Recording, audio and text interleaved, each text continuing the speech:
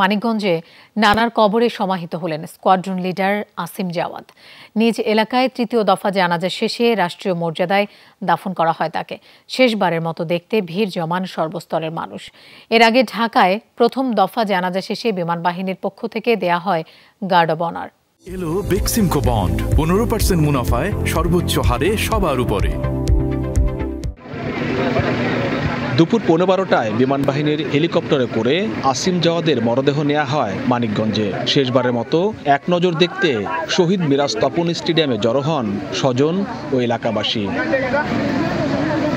জুমার নামাজের পর সেখানে তৃতীয় দফায় জানাজা অনুষ্ঠিত হয়। অংশ নেন বিমান বাহিনী, স্থানীয় প্রশাসনের কর্মকর্তা সহ সর্বস্তরের মানুষ।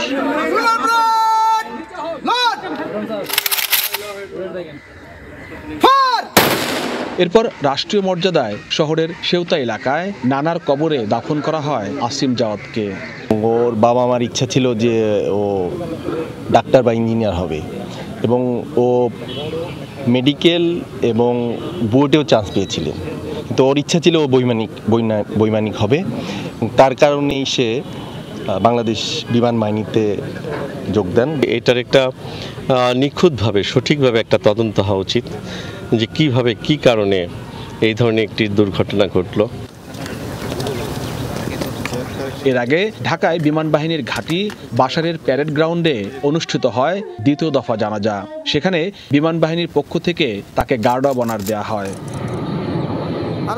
বৃহস্পতিবার চট্টগ্রামের পতেঙ্গায় দুর্ঘটনার কবলে পড়ে প্রশিক্ষণ বিমান। প্রাণ হারান squadron leader Asim Jawad. BM Khorshed, Jamuna news, Manikganj.